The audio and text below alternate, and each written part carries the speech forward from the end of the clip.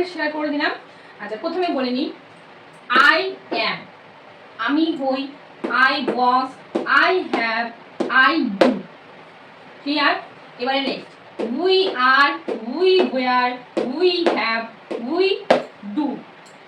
Next, you are, you were, you have, you do.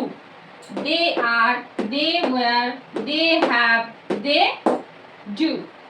He বা she is, was, has and does. Any name is, was, has and does. এখানে do এর past form did কোনো change হবে না। Had, have এর past form হচ্ছে have. এবারে একটা জিনিস ভালো করে মনে রাখবে, এই যে have and has singular form যখন থাকবে, সিঙ্গুলার যখন বোঝাবে মানে এক বচন বোঝাবে, তখন হ্যাভ আর হ্যাভ ভার্বের মধ্যে কি বসবে? হ্যাজ বসবে। আর এই যে ডু ভার্ব, এই যে ডু ভার্বের মধ্যে কি বসবে? ডাজ বসবে। যখন সাবজেক্ট সিঙ্গুলার থাকবে তখন কি হবে? হ্যাভ ভার্বের হ্যাজ বসবে এবং ডু ভার্বের ডাজ বসবে। আর যখন সাবজেক্ট কি হবে? প্লুরাল হবে, তখন এর অপোজিটটা হবে। অপোজিটটা কি হবে? প্লুরাল হলে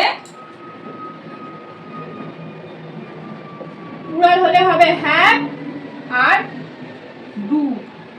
হ্যাভ আর ডু, শুধু এক্সেপশনালটা কি? আই আমি সিঙ্গুলার ফর্ম, কিন্তু আই হচ্ছে এক্সেপশনাল। তাহলে মনে রাখবে, সিঙ্গুলার ফর্ম হলে হ্যাভ হ্যাজের মধ্যে হ্যাজ বসবে আর ডু ডাজের মধ্যে ডাজ বসবে। এদের দুজনেরই পাস্ট ফর্ম আমি হ্যাভ হ্যাজের হ্যাভ, ডু ডাজের ডিড। আর প্লুরাল ফর্ম হলে, সাবজেক্ট প্লুরাল ফর্ম হলে হবে কি? হ্যাভ আর ডু ভার্বের কি বসবে? ডু বসবে। বোঝা গেল? এইটুকু জিনিস ক্লিয়ার রাখবে। সিঙ্গুলার প্লুরাল হলে কি হবে সেটা বুঝতে হবে, তাহলে এই চারটা কি করতে পারবে তোমরা? বুঝতে পারবে। এই চারটা শেয়ার করে দিলাম কারণ আজকে ভার্বটা করিয়েছি, যে ভার্বের সাথে এই চারটা শেয়ার করলাম যে তোমরা বুঝতে পারো। এই চারটা ভালো করে খাতায় নোট ডাউন করে নেবে, প্রত্যেকদিন প্র্যাকটিস করবে, আর উপরে এই প্রকরণটা লিখে রাখবে যে সিঙ্গুলার হলে কি, প্লুরাল হলে কি। ব্যাস এইটুকুই।